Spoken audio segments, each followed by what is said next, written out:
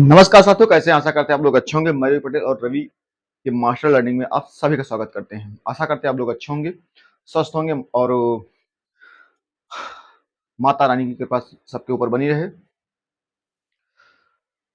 जैसा कि कल मैंने एक छोटी सी इंट्रोडक्शन क्लास दी और उस इंट्रोडक्शन क्लास में मैंने बोला था कि हिस्ट्री, इतिहास,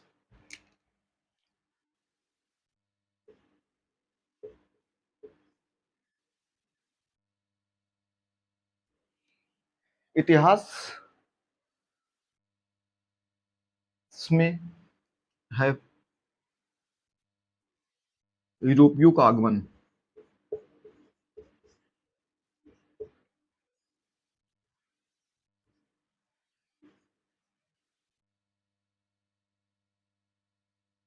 कोई भी एग्जाम हो, यहां से क्वेश्चन आता ही आता है। सबसे पहले मैं थोड़ा सा इतिहास के बारे में बताना चाहूँ। इतिहास होता क्या है? क्योंकि इतिहास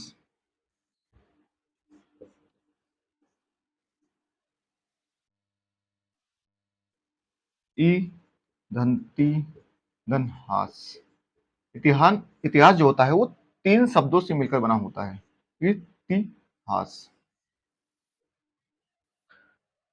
मतलब कह सकते हो ऐसी घटनाएं जिनका समय काल बीत गया हो, वो इतिहास होता है। और इतिहास हमें ये सिखाता है कि पास्ट मतलब जो बीत चुका है,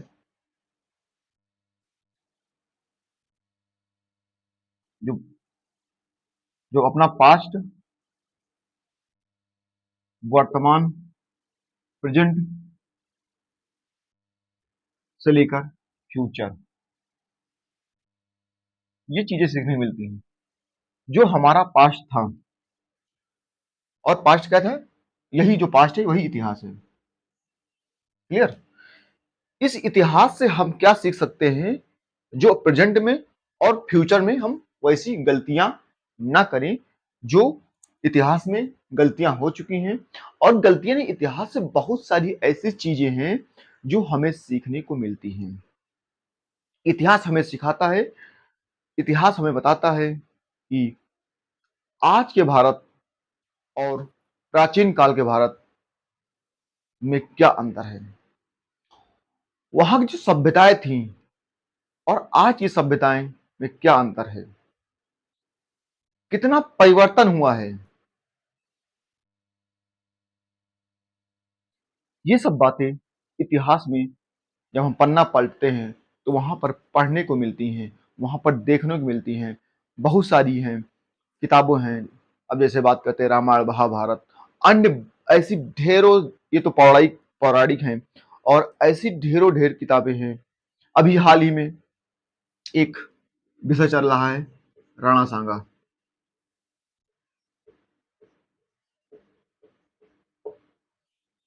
विवाद। ये भी एक इतिहास का ही पार्ट है।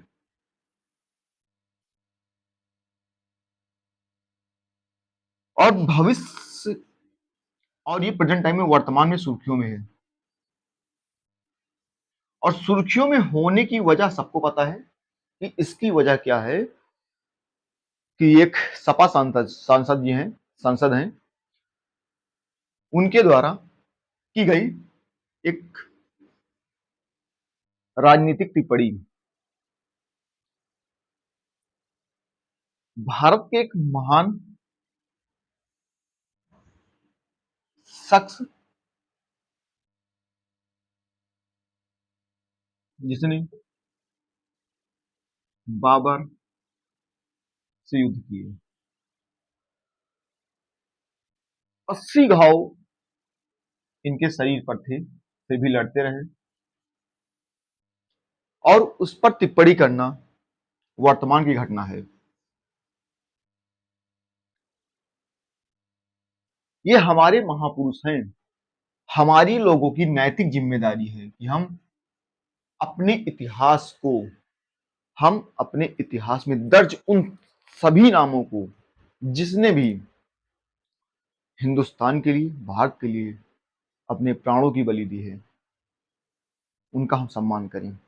कैसा भी रहा हो, जरूरी रहे कि परिस्थितियां वैसी रही हूं जैसा इन्होंने, सुमन जी ने बयान दिया है। कभी कभी अपने फायदे के लिए लोग सोचते हैं और उस फायदे में कभी कभी घाटा हो जाता है। हालांकि जो ये मामला है, इस पर निष्कर्ष पर पहुंच पाना कि क्या राणा सांगा ने ऐसा कुछ किया, तो इतिहासकार बटे हुए हैं।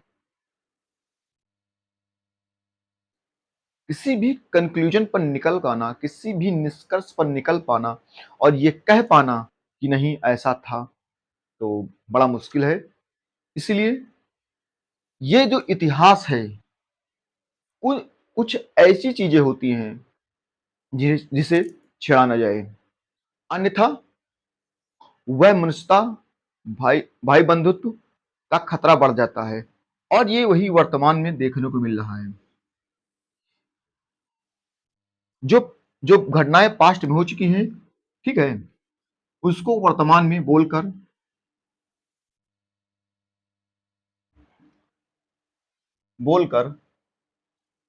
राजपूत वर्सेस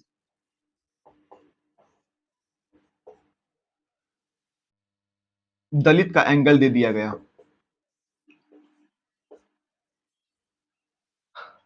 तो कहने का तात्पर्य है कि कुछ घटनाएं ऐसी होती हैं जिसे छेड़ना का मतलब है आग लगाना, आपस में लड़ाना। ये वही काम जब अंग्रेज आए थे तो भारत में किए थे हिंदू मुस्लिम, बांटो की राजनीति, डिवाइड एंड रूल। वही काम आज फिर, क्योंकि हम इतिहास से सीख नहीं पाए हैं कि हमारे साथ अंग्रेजों ने यही नीति अपनाई और आज की जो सरकारें हैं यही नीति अपनाने का काम करती हैं, केवल अपने वोट बैंक के लिए। कि ऐसा कोई एक पकड़ो और निकाल के लाओ और ऐसा बयान दो कि वो वोट बैंक बन जाए। और ये घटना बिल्कुल इतिहास जो एक नाम है, इससे जोड़कर देखेंगे तो बहुत अच्छा समझ में आएगा। इतिहास में अगर बात करते हैं तो भारत का इतिहास, जब अंग्रेज आए थे, जब भारत में यूरोपियों का आगमन चालू हुआ, तब भी भारत सोने की ही चिड़िया थी। उस समय मुगलों का शासन भारत में चल रहा था और सबसे बड़ी बात है कि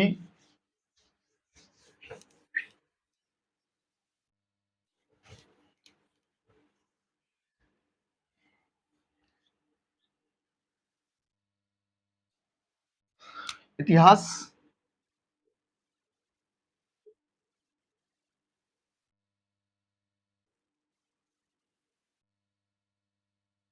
अगर बात करें इतिहास तो हमें क्या सीखते हैं इससे? प्राचीन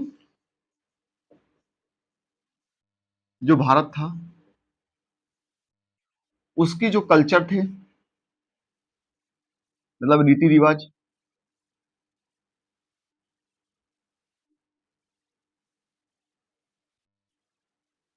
भारत एक संपन्न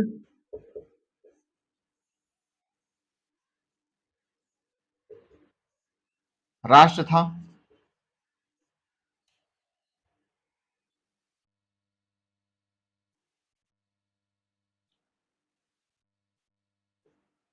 ठीक है, वहां किस प्रकार की पूजा पूजा की जाती थी, किसकी पूजा की जाती थी, किस प्रकार की और किसकी, ठीक है।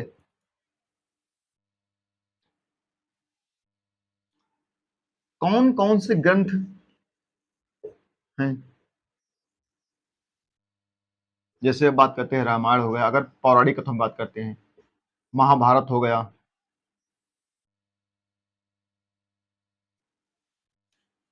इन चीजों के माध्यम हम पढ़ते हैं भारत में उस समय का भारत कैसा था, उस समय का लोग कैसे पहनावे पहनते थे, कैसे कपड़े पहनते थे, और क्या खाते थे, कैसा रखरखाव था, कैसे मकान बनते थे, ठीक है। ये इतिहास ही हमें बताता है कि जो प्राचीन भारत है, क्योंकि भारत आज का तो भारत है नहीं, 500 सालों का 5000 सालों का इतिहास भारत का है, ठीक है। तो हम इतिहास से सीखते हैं, और इतिहास हमें ये सिखाता है कि जो हम गलतियां कर चुके हैं, हम प्रेजेंट में और फ्यूचर में ऐसी गलतियां ना करें, अन्यथा हम एक मनुष्य ना कहलाकर एक प्राणी कहलाएंगे, एक जीव जंतु कहलाएंगे, क्योंकि विकास की जो भावनाएं हैं, जो एक बुद्धि मानसिकता है, वो मनुष्य के ही अंदर अच्छे तरीके से पाई जाती है। उसका अच्छे तरीके से यूटिलाइज करने का जो एक मात्र और मात्र है, वो मनुष्य के ही अंदर है। फिर भी जो घटना घटी देखने को मिला, इतिहास से हमें चीज देखने को मिलता है कि उस समय जो लेखन था, जब बात करते हैं पाषाण काल की, जब पाषाण काल की बात करते हैं, और इस पाषाण काल में प्रागैतिहासिक काल की बात करते हैं, तो उस समय लेखन की एक कला थी, विकसित नहीं हुई थी,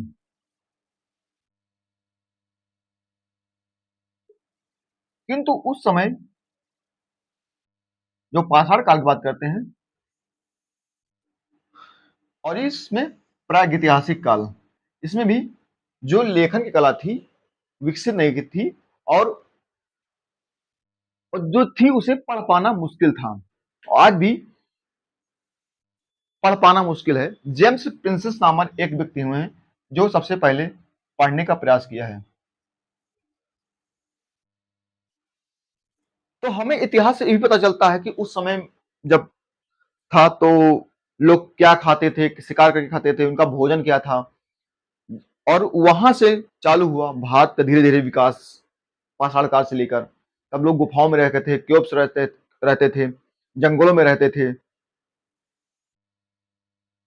और अपना भोजन जानवरों का शिकार करते थे। ये सब चीजें इतिहास से हमें जानने को मिलती है कि भारत की एक्चुअली परंपरा क्या थी। और धीरे धीरे जैसे जैसे समय बीतता गया, नई चीजें आती गई, नई चीजों का विकास होता गया, और भारत लगातार अपने उस पाषाण काल से निकलकर धीरे धीरे एक समृद्ध देश, फिर हम आते हैं भारत का सबसे समृद्ध मोहनजोदाड़ो।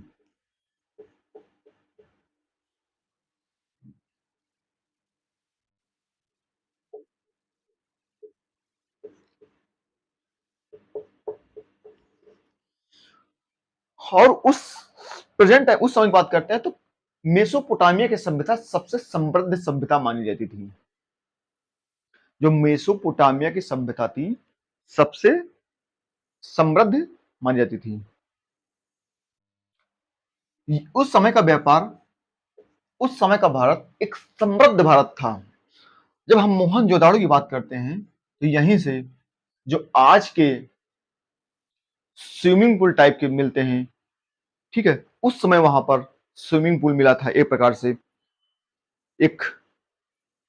और उस स्विमिंग पूल में भी नीचे जो चट थी वो भी ईंटों की बनी थी, पक्की थी, नहाने के लिए बकायदा, और नहाने के बाद कपड़ा चेंज करने का भी एक प्रॉपर स्थान बनाया गया था। तो भारत के संबंध, आर्थिक राजनीतिक संबंध मेसोपोटामिया, ग्रीस से थे, जहां से भारत लगातार अपने व्यापार करता था। अगर इस सभ्यता की बात किया जाए तो बहुत विकसित सभ्यता थी। भारत उस समय बहुत ज्यादा विकास करता था। नील की खेती मोहनजोदड़ो में अच्छी खासी होती थी, और यही नील लगातार, नील हुआ, रेशम हुआ, धीरे धीरे धीरे धीरे भारत को एक समृद्ध राष्ट्र की ओर ले गए। लोग आते थे, ले जाते थे, और उसके बाद चेंज होता गया। फिर आया वैदिक काल, उत्तर वैदिक काल, मौर्य काल, फिर धीरे धीरे चीजें चेंज हुई। गुप्त काल।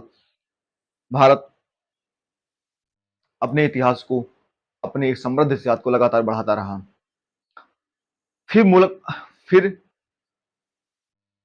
दिल्ली सल्तनत, फिर मुगल काल, और मुगल काल के बाद आता है यूरोपियों का आगमन। उस यूरोपीय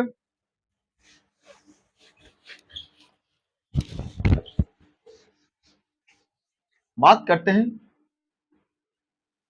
यूरोपीयों का आगमन किस तरह भारत में आए, किस तरह भारत में आए, और भारत में आने के बाद अपना, क्योंकि ये जब भारत में प्रवेश किए तो इनका मात्र एक परिपथ था भारत में, भारत से केवल व्यापार करना, ना कि एक्सपेंशन करना, ना तो विस्तारवादी नीति अपनाना, ना तो भारत को औपनिवेशिक बनाने के कोई इनकी अपनी सोच थी। पहले तो ये आए क्यों और कैसे आना हुआ इनका। भारत एक समृद्ध था। भारत में मसाले वगैरह, रेशम के कपड़े बहुत ही लजीज होते थे, बहुत ही शानदार होते थे, बहुत ही मस्त होते थे। 1498 में वास्को डी गामा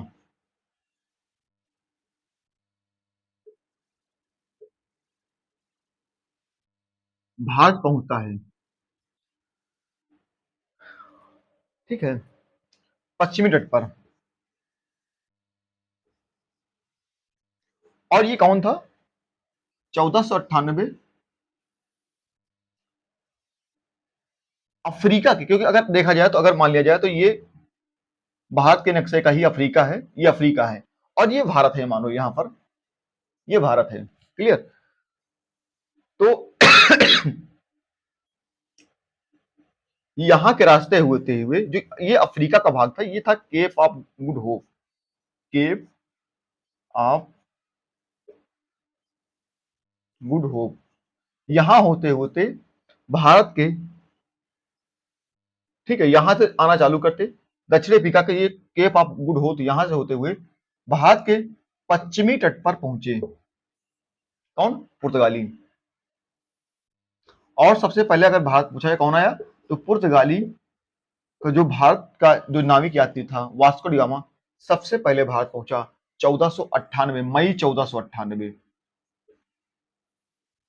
क्लियर? अंग्रेज भी पश्चिम के रास्ते भारत में चले तो पहले थे, मगर पहुंच नहीं सके। ठीक है, प्रयास तो इनका पहले से था, अंग्रेजों का, जो ब्रिटिश थे, इनका प्रयास पहले से था कि भारत में पहुंचा जाए, किंतु ये भारत में पहुंच नहीं सके। तो सबसे पहले कौन पहुंचा? पुर्तगाली। धीरे धीरे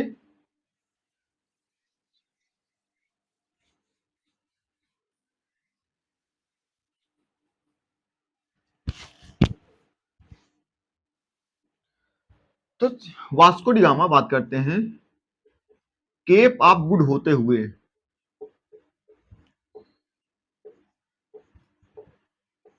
मई 1498 में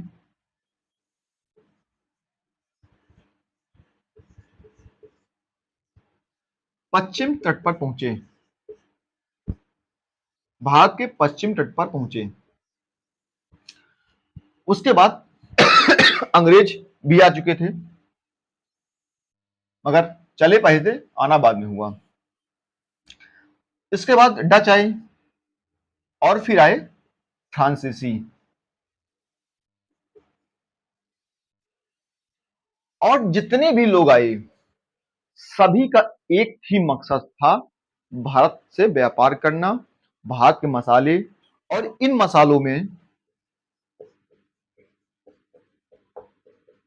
क्योंकि भारत का जो एक कर्नाटक वाला क्षेत्र था, दक्षिण का जो कर्नाटक वाला क्षेत्र था, यहां पर मसालों की उत्पादकता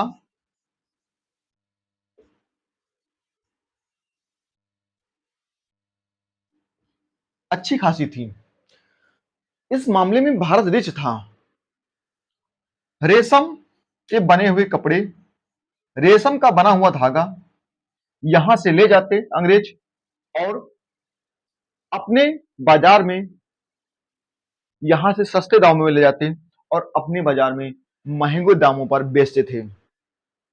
ठीक है, मतलब ये ससुर, इनका दिमाग देखो, क्योंकि ये जब यहाँ पर भारत में आए तो ये इनका बिल्कुल ये इंटेंशन नहीं था कि हम भारत में जाएंगे, वहां पर जाएंगे तो वहीं पर अपना भारत को उपनिवेश बना लेंगे, वेयर हाउस बनाएंगे, कुछ नहीं था इनका। बस भारत, इनका एक जब शुरू शुरू में आए तो बस इनका ये था चलो भारत चलेंगे, वहां पर मसाला खरीदेंगे, कपड़ा खरीदेंगे रेशम के बने हुए, और अपने अपने यूरोपीय बाजारों में जाके उनको बेचेंगे। धीरे धीरे सिलसिला अंग्रेज करते रहे और अच्छा खासा पैसा भारत से कमाते रहे। क्लियर। जब उसके बाद डच आए, फ्रांसीसी आए, और सभी का मकसद भारत से व्यापार करना था और उस व्यापार से पैसा कमाना था। जाहिर सी बात है प्रतिस्पर्धा बढ़ेगी। सभी फ्रांसीसी का, सभी यूरोपीय थे, और सभी में भाई जब कोई मार्केट में एक होता है तो मोनोपोली होती है, जो मन हो जैसा करता है, सस्ता खरीदेगा महंगा बेचेगा, मन होगा 2 रुपया देगा 50 का बेचेगा। मगर जब सब लोग आ गए, डच भी आ गए और फ्रांसीसी भी आ गए, और सभी का एक ही मकसद था भारत से सस्ते दाम में ले जाकर महंगे दामों में यूरोपीय बाजारों में बेचना और अच्छा खासा मुनाफा प्राप्त करना। सभी कंपनियां आपस में, अब भाई सीधी बात है, प्रतिस्पर्धा होगी तो एक समय आएगा जब टकराहट की स्थिति उत्पन्न हो जाएगी, तो आपस में सब लोग लड़ने लगे कि हम बड़े या तुम बड़े या हम बड़े। अब कौन राजा बनेगा? बनेगा राजा वही जिसके पास क्षमता होगी, दम होगा और सेनाएं होंगी। इसमें था ब्रिटिश। ठीक है, आपस में लड़े, एक दूसरे को कूटे काटे, और धीरे धीरे करके सब लोग निकल लिए। तो बचा अंततः कौन? भाई डच, फ्रांसीसी, और लास्ट में तो वैसे पुर्तगाली ही गए हैं सबसे। हाँ, ये क्वेश्चन बहुत इंपॉर्टेंट है, सबसे पहले आने वाले कौन थे? पुर्तगाली, और सबसे बाद में जाने वाले कौन थे? पुर्तगाली। मगर भारत में को औपनिवेश बनाने वाला कौन था? वो था इंग्लैंड, ब्रिटिश, अंग्रेज। तो कल इससे आगे चालू करते हैं और बेकायदा डाटा के साथ आएंगे, और आप अपना लोग प्यार बनाए रखें। वीडियो अच्छा लगे तो लाइक करें, सब्सक्राइब करें और अपना प्यार दें। जय हिंद साथियों। एक छोटी सी, छोटों को प्यार, बड़ों का सम्मान, और अपना व्यक्तित्व इस प्रकार प्रदर्शित करें कि महिलाएं आपके साथ सुरक्षित महसूस करें। जय हिंद साथियों।